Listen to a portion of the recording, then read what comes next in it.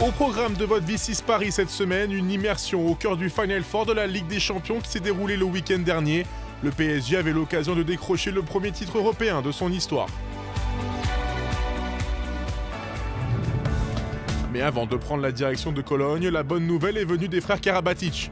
Nicolas et Luka ont prolongé leur contrat et seront parisiens jusqu'en 2022. Les deux hommes ont de grandes ambitions pour l'avenir. Le Paris Saint-Germain est un club extrêmement ambitieux et c'est aussi pourquoi on a choisi de continuer ici. C'est vraiment une relation de confiance qui s'est installée. Sur un plan personnel, j'espère continuer encore à progresser parce que j'estime que j'ai encore des choses à apprendre et je pense que je suis au meilleur endroit pour ça. Donc voilà, continuer mon développement personnel et essayer d'inscrire un maximum de lignes au palmarès du Paris Saint-Germain. Je m'identifie totalement au club. J'ai envie de rendre aussi au club toute la confiance qu'ils m'ont accordé et qu'ils m'accordent en me prolongeant mon contrat de 3 années supplémentaires. Donc voilà, envie de redonner au Paris Saint-Germain, de continuer de l'amener vers des sommets et d'inscrire le nom du club dans le top des clubs mondiaux. Donc voilà, c'est mon objectif et c'est pour ça que je suis très heureux mais aussi très motivé aujourd'hui. Direction l'Allemagne, Cologne, ville hôte du Final Four de la Ligue des Champions depuis 2010. Les joueurs parisiens découvrent les installations de la Lanxess Arena, salle où se déroulera la phase finale de la compétition la plus prestigieuse. Porté par ses titulaires superstars, le PSG fait figure de favori du tournoi. Mais face aux médias, les joueurs préfèrent jouer profil bas.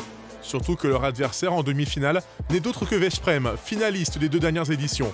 Mais le public allemand ne s'y trompe pas et réserve un accueil de rockstar aux Parisiens. Retour au terrain. Si l'ambiance est détendue, les Parisiens sont déjà tournés vers leur premier objectif, la demi-finale face aux Hongrois. Un match que Paris va démarrer de la meilleure des manières, menant de 3 buts après 15 minutes de jeu. Dans un match ultra physique, les deux équipes ne se lâchent pas, mais Paris reste devant grâce à l'énorme travail de Thierry Omeyer. Les Parisiens vont se faire peur en fin de match, mais au coup de sifflet final, la porte de la finale de la Ligue des Champions s'ouvre enfin à Paris. Paris va accéder en finale de la Ligue des Champions.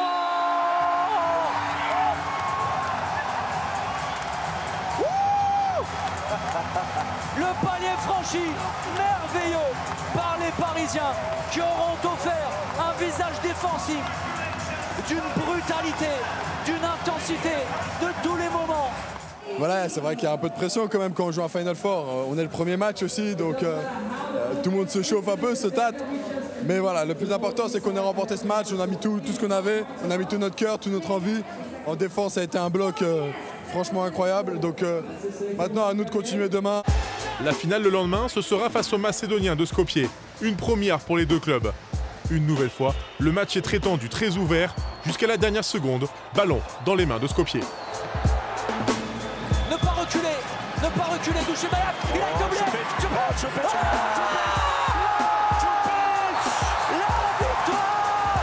du Vardar Skopje.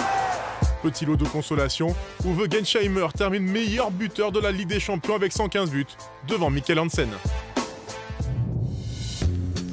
Retour sur ce Final Four riche en émotions avec Nicolas Karabatic. Ça fait partie de la difficulté du Final Four.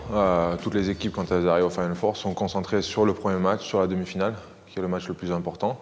Et toutes les équipes ont le temps de préparer ce match-là. Donc on avait très bien préparé le match de Veszprém.